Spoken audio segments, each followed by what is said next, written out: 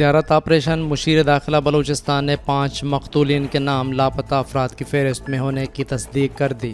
لاپتہ افراد کو جعلی مقابلے میں قتل کرنا ان کے لواحقین کے لیے سانحہ سے کم نہیں، بلوچستان نیشنل پارٹی۔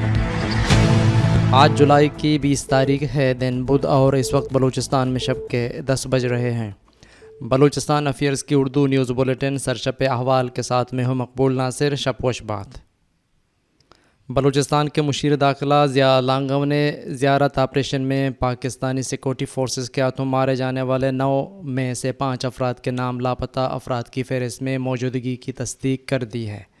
صوبائی مشیر داخلہ ضیاء لانگو نے کوئٹہ پریس کلب میں پریس کانفرنس کرتے ہوئے کہا ہے کہ زیارت میں آپریشن کے دوران مارے گئے افراد کے نام مسنگ پرسنز کی لسٹ میں شامل تھے۔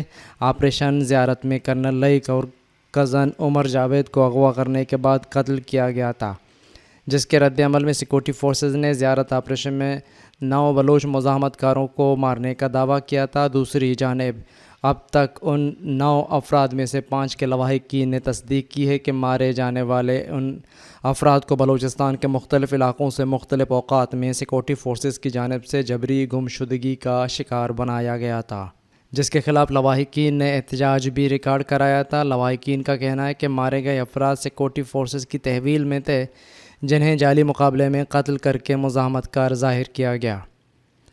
بلوچستان نیشنل پارٹی کے مرکزی بیان میں زیارت میں جعلی مقابلوں میں لاپتہ افراد کو شہید کرنے کی شدید الفاظ میں مذمت کرتے ہوئے کہا گیا ہے کہ شہید سلیم بلوچ، شہید ظہیر بلوچ، شہید مختار بلوچ، شہید شمس بلوچ، شہید شہزاد بلوچ سمیت دیگر کے لواحقین ان کی بازیابی کے لیے سراپا احتجاج ہیں۔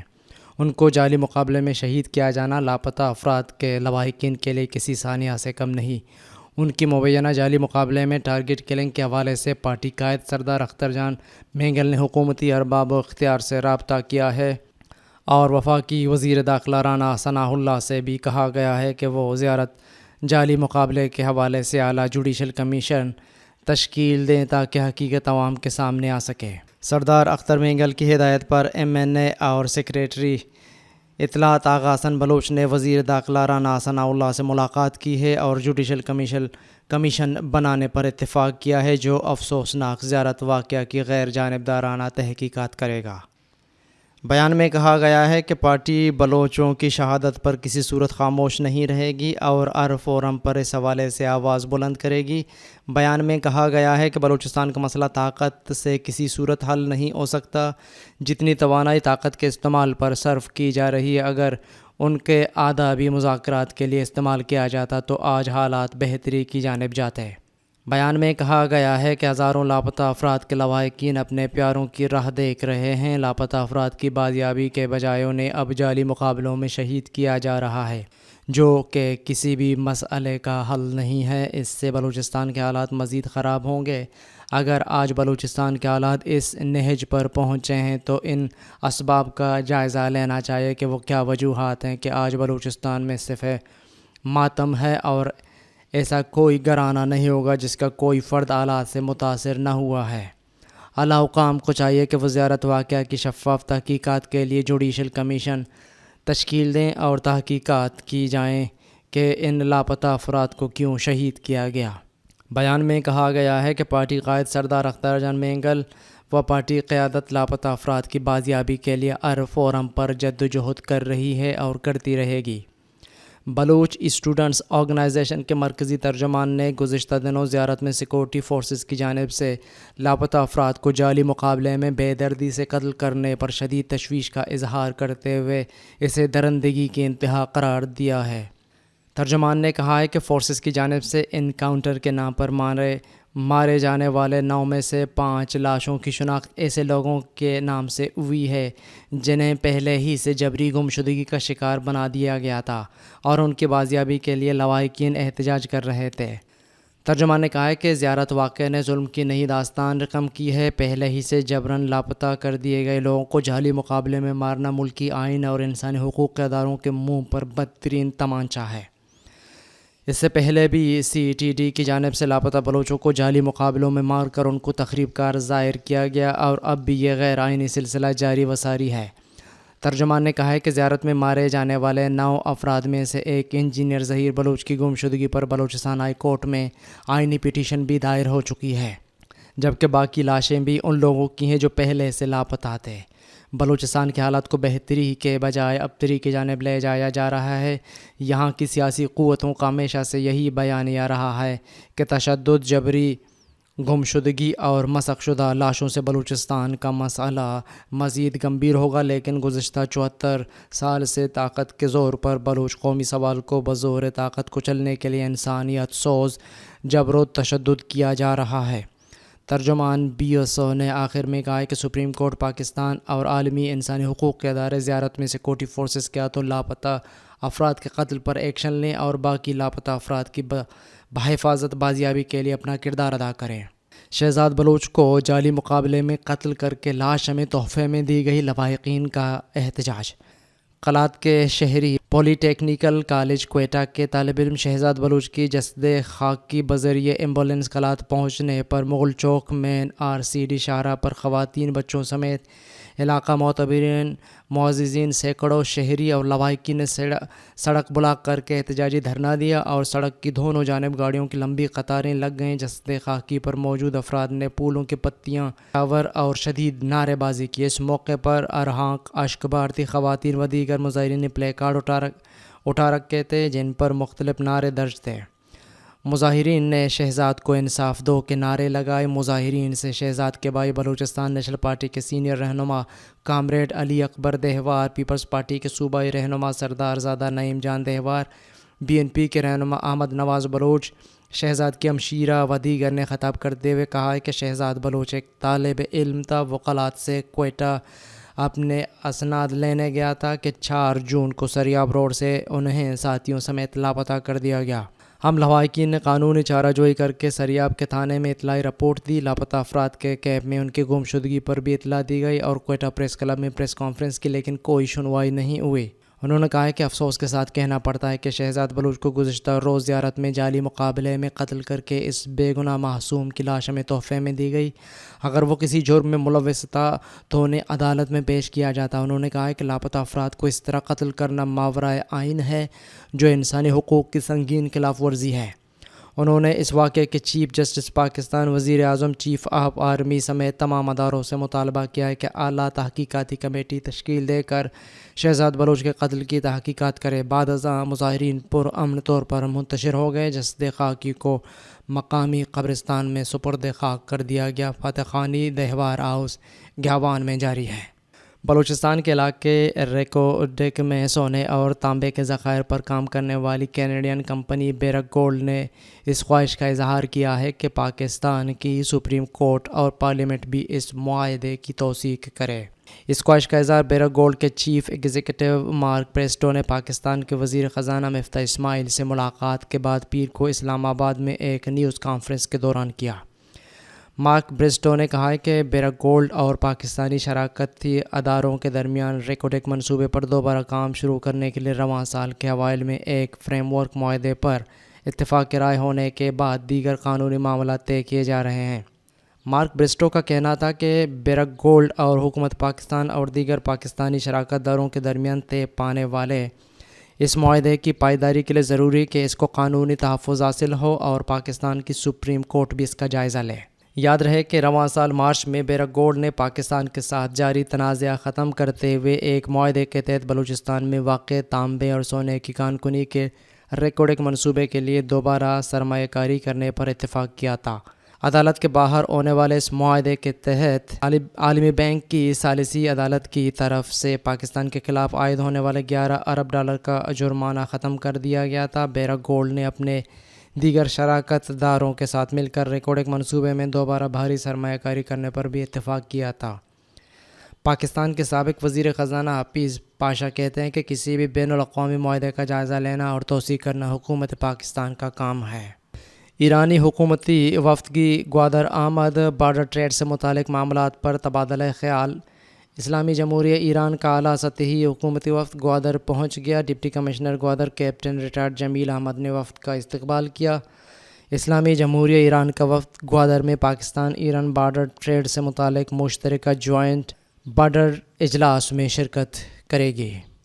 نیشنل ڈیموکریٹک پارٹی کے ترجمان نے اپنے ایک بیان میں ریاستی سیکورٹی اداروں کی جانب سے جبری طور پر گمشدہ کیے گئے لاپتہ افراد کے مارنے کی مذمت کرتے ہوئے کہا ہے کہ بلوچستان کے اندر سیکورٹی اداروں نے اپنی ایک الگ ریاست بنا رکھی ہے۔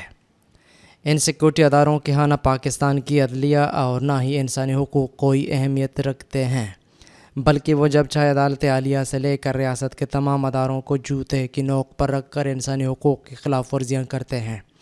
مجال ہے کہ کوئی بھی ادارہ خاص کر عدلیہ اس حوالے کوئی نوٹس لے سکے۔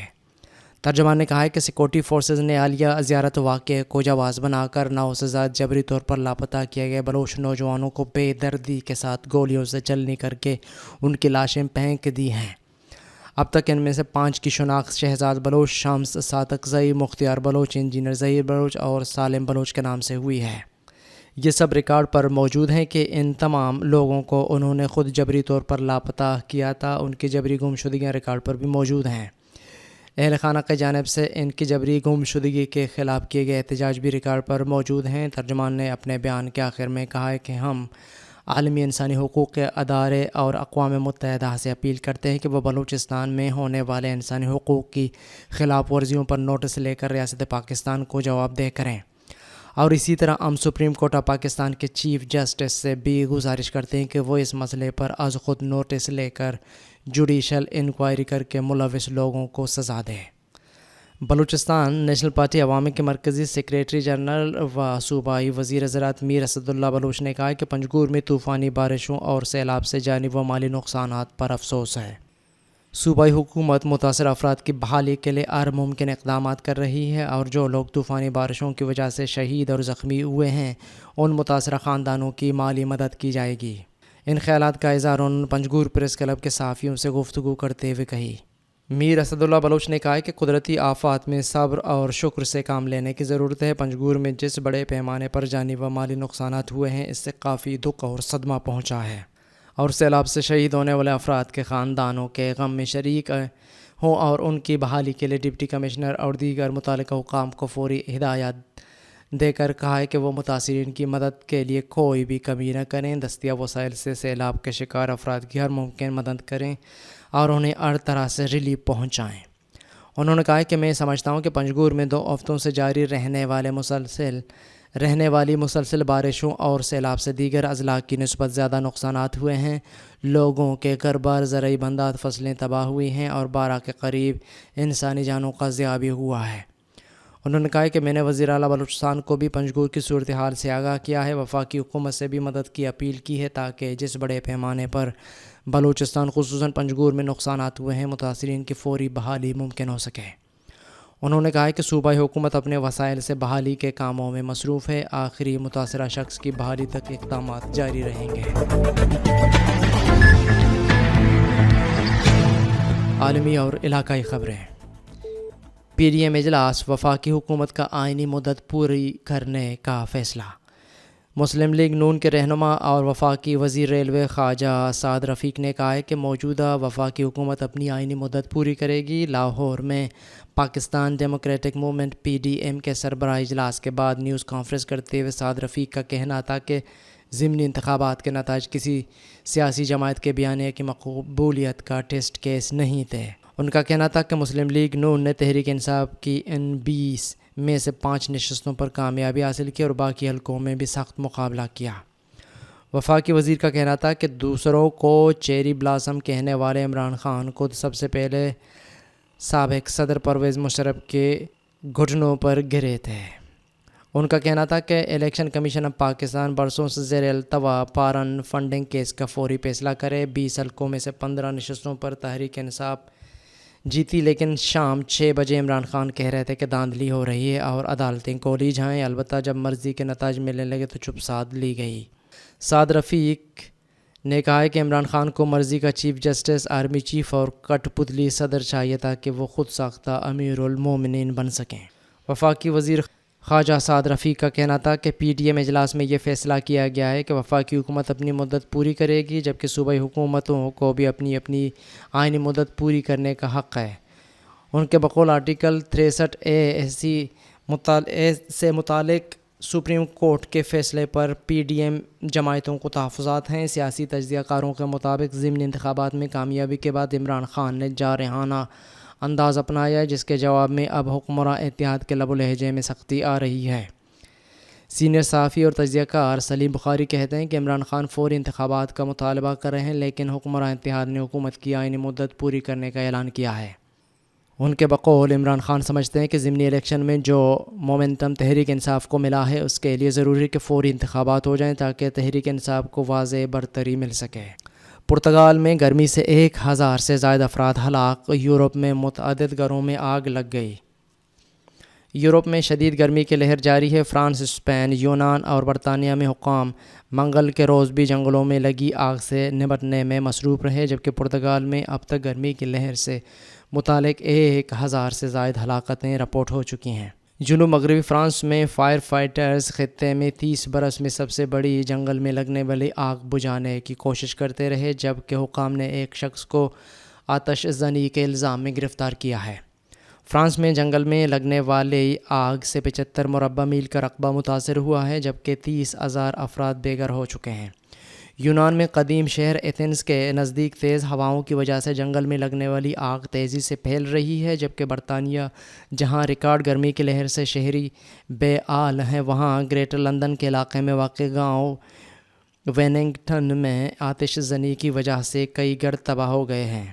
رواں برس فروری میں اقوام متحدہ کی جانب سے جاری کی گئی ایک رپورٹ کے مطابق خدشہ ظاہر کیا جا رہا ہے کہ موسمیاتی تبدیلی کے باعث اگلے 28 برس میں جنگلوں میں آتش زنی کے واقعات میں 30% اضافہ ہو سکتا ہے۔ حکام کی توجہ یورپ میں جاری گرمی کی لہر کے انسانی صحت پر اثرات کی جانب مرکوز ہے۔ اس سلسلے میں عمر رسیدہ اور کمزور طبقات پر خصوصی توجہ دی جا رہی ہے۔ پرتگال کی صحت کی اعلیٰ حکام نے خبر رساں ادارے رائٹرز کو بتایا ہے کہ جولائی 7 سے 18 تاریخ کے دوران گرمی کی لہر سے تعلق رکھنے والے 1063 اموات ریکارڈ کی گئیں۔ ماہرین کا کہنا ہے کہ رات کے دوران بھی گرم درجہ حرارت کی وجہ سے یورپ بھر میں فائر فائٹرز کو آگ پر قابو پانے میں مشکلات کا سامنا ہے، اور بلند درجہ حرارت کی وجہ سے ایک بڑی آبادی کو صحت کے مسائل کا سامنا ہے۔ یورپ کو گیس کی سپلائی میں مزید کمی کی جا سکتی ہے، صدر پوٹن۔ روسی صدر ولادیمیر پوٹن کا کہنا ہے کہ نارڈ اسٹریم 1 کی بحالی کے مسائل کی وجہ سے یورپ کو گیس کی ترسیل میں مزید کمی ہو سکتی ہے۔ انہوں نے یہ بات ایران اور ترکی کے سربراہان کے ساتھ سہ فریقی ملاقاتوں کے دوران تہران میں کہی۔ روسی صدر پوٹن نے منگل کے روز خبردار کیا کہ اگر مرمت کے لیے کینیڈا بھیجی گئی گیس ٹربائن جلد ہی روس کو واپس نہیں کی گئی تو اس ماہ کے اواخر تک اس پائپ لائن کے ذریعے روزانہ کی ترسیل کا حجم مزید کم ہو کر 33 ملین کیوبک میٹر تک ہو سکتا ہے۔ صحافیوں سے بات چیت کے دوران ایک سوال کے جواب میں انہوں نے کہا کہ اس وقت کام کرنے والی وہاں 2 ہی مشینیں ہیں اور وہ یومیہ بنیاد پر کام کرتی ہیں، تو اگر ایک مشین واپس نہیں آئی تو ایک ہی رہ جائے گی، جس کی وسعت صرف 30 ملین کیوبک میٹر ہے۔ اس کا گیس پروم سے کیا تعلق ہے؟ تہران میں موجود روسی صدر نے ایران اور ترکی کے سربراہان کے ساتھ سہ فریقی مذاکرات کے موقع پر مزید کہا ہے کہ ایک اور گیس پمپنگ ٹربائن 26 جولائی کو مرمت کے لیے بھیجی جانی ہے۔ چونکہ ماسکو پر مغربی ممالک نے پابندیاں عائد کر دی ہیں، اس لیے ابتدا میں یہ ٹربائن ان پابندیوں کے طوفان میں پھنس گئی تھی، تاہم بعد میں برلن کی درخواست پر کینیڈا کی حکومت نے سیمنز انرجی ٹربائن جرمنی کے حوالے کرنے پر اتفاق کیا تھا۔ لیکن ماسکو کا کہنا ہے کہ اسے ابھی تک کینیڈا کی جانب سے ٹربائن یا اس کے حوالے سے دستاویزات موصول نہیں ہوئی ہیں۔ روسی رہنما نے اس بات کے لیے بھی خبردار کیا کہ مغربی ممالک نے روسی تیل کی قیمتوں کو محدود کرنے کا جو منصوبہ تیار کیا ہے، اس سے عالمی منڈی مزید غیر مستحکم ہوگی اور قیمتوں میں اور اضافہ ہوگا۔ روسی صدر نے کہا ہے کہ ہم روسی تیل کے حجم اور روسی تیل کی قیمت کو محدود کرنے کے بارے میں مختلف خیالات سن رہے ہیں۔ اس کا نتیجہ ایک ہی ہوگا، قیمتوں میں اضافہ، قیمتیں مزید آسمان کو چھونے لگیں گی۔ فروری میں یوکرین پر ماسکو کے حملے کے بعد یورپی یونین نے روسی کوئلے اور زیادہ تر تیل پر پابندیوں کی منظوری دی تھی، جس کا نفاذ رواں برس کے اواخر سے ہونے والا ہے، تاہم ان پابندیوں میں روس کی قدرتی گیس کو شامل نہیں کیا گیا۔ حالانکہ روس کی سرکاری کمپنی گیز پروم نے جون میں نارڈ اسٹریم 1 میں تکنیکی خرابی اور دیگر مسائل کا حوالہ دیتے ہوئے گیس کی سپلائی تقریباً 60% کمی کر دی ہے۔